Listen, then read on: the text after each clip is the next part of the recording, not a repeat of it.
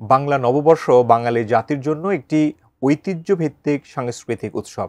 বাংলা বর্ষবরণের অন্যতম আয়োজন মঙ্গল শোভাযাত্রা। এ শোভাযাত্রা নামটি এবারের আয়োজনে থাকছে না। অনেক আলোচনা সমালোচনার পর অবশেষে পরিবর্তন হলো এর নাম। মঙ্গল শোভাযাত্রা নামটি পরিবর্তিত হয়ে কি নাম রাখা হয়েছে, বিস্তারিত জানাচ্ছেন জান্নাতুন নাহার জেরি। পরিবর্তন করা হলো বাংলা নববর্ষে আয়োজিত মঙ্গল শোভাযাত্রার নাম। মঙ্গল বাদ দিয়ে শোভাযাত্রার নামকরণ করা হয়েছে বর্ষবরণ আনন্দ শোভাযাত্রা। 11 এপ্রিল সকালে ঢাকা বিশ্ববিদ্যালয়ের চারুকলা অনুষদের ওসমান জামাল মিলনায়তনে আয়োজিত সংবাদ সম্মেলনে অধ্যাপক ডক্টর মোহাম্মদ আজহারুল ইসলাম শেখ এ তথ্য জানিয়েছেন। তিনি বলেন, চারুকলা 1989 সাল থেকে পহেলা বৈশাখে শোভাযাত্রা করে আসছে। শুরুতে নাম ছিল আনন্দ শোভাযাত্রা। 90-এ স্বৈরাচারী বিরোধী আন্দোলনের পটভূমিতে অমঙ্গলকে দূর করে মঙ্গলের আহ্বান জানিয়ে শোভাযাত্রা নামকরণ হয় মঙ্গল শোভাযাত্রা। প্রতি বছর এই বর্ষবরণ অনুষ্ঠান নিয়ে নানা ধরনের বিতর্ক হয়। মঙ্গলের ছায়াতলে, মঙ্গলের ব্যানারে বিতর্কের কিন্তু কম ছিল না। তার মানে আমাদের এই ভূখণ্ডে যারা বসবাস করে প্রত্যেকটি শ্রেণী পেশার মানুষ কিসের মধ্যে দাঁড়াবে, কিসের মধ্যে আমাদের কালচারাল আমাদের অ্যাক্টিভিটিগুলোকে রিফ্লেকশন করবে, আমরা প্রাণে প্রাণে মিলে বর্ষকে বরণ করব, সেই জায়গাটাই আসলে বিবেচ্য বিষয়।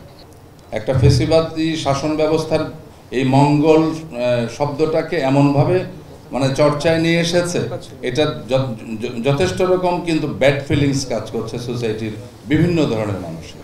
তো আমরা চাই আমরা এই অতীতে ফিরে যেতে, যেখানে সকল মানুষের অংশগ্রহণ ছিল এবং স্বতঃস্ফূর্ত অংশগ্রহণ ছিল, যেখানে সাংস্কৃতিক জায়গার মধ্যে কোনো রাজনৈতিক মানে আগ্রাসন ছিল না। সব মশার বিরুদ্ধে সুরক্ষা দিতে এলো বসুন্ধরা এক্সট্রিম অ্যারোসল, মশার বিরুদ্ধে এক্সট্রিম সুরক্ষা।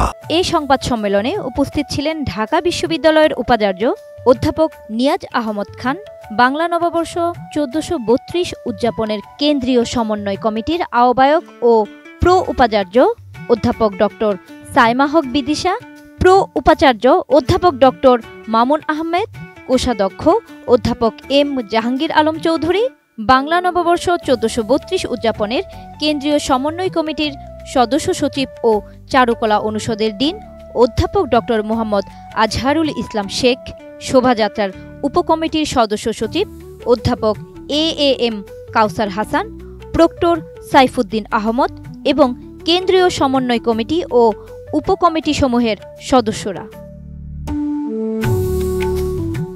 সম্মেলনে বলা হয়, প্রতি বছরের মতো এ বছরও চারুকলা অনুষদ পহেলা বৈশাখ ও বাংলা নববর্ষ 1432 উদযাপনের উদ্যোগ নিয়েছে। এ উপলক্ষে বর্ণাঢ্য শোভাযাত্রা আয়োজনের কাজ চলছে। অন্যান্য বছরের চেয়ে এ বছরের শোভাযাত্রাটি হবে সর্ববৃহৎ, বর্ণাঢ্য ও জাঁকজমকপূর্ণ। শোভাযাত্রায় বৈচিত্র্য ও বিভিন্ন জাতিসত্তার অংশগ্রহণ থাকবে। পহেলা বৈশাখের সকালে বরাবরই রমনার বটমূলে ছায়ানটের বর্ষবরণ শেষে ঢাকা বিশ্ববিদ্যালয়ের চারুকলা অনুষদের সামনে থেকে জাতীয় সঙ্গীতের মধ্য দিয়ে শুরু হয় মঙ্গল শোভাযাত্রা।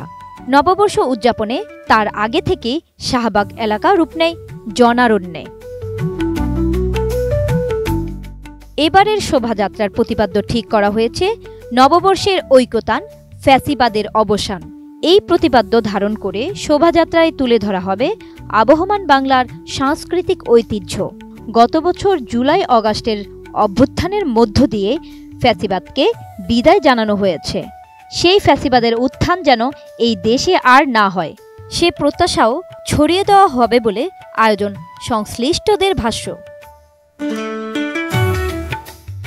গত শতকের 80-র দশকে শুরু হওয়া মঙ্গল শোভাযাত্রাকে জাতিসংঘের অঙ্গসংস্থা ইউনেস্কো বাংলাদেশ সরকারের সংস্কৃতি বিষয়ক মন্ত্রণালয়ের আবেদনক্রমে 2016 খ্রিস্টাব্দের 30 নভেম্বর বিশ্বের গুরুত্বপূর্ণ অধরা সাংস্কৃতিক ঐতিহ্যের তালিকায় অন্তর্ভুক্ত করে।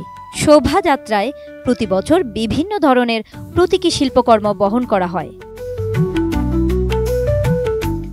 জান্নাতুন Nahar Jerry, desk report, ATN news.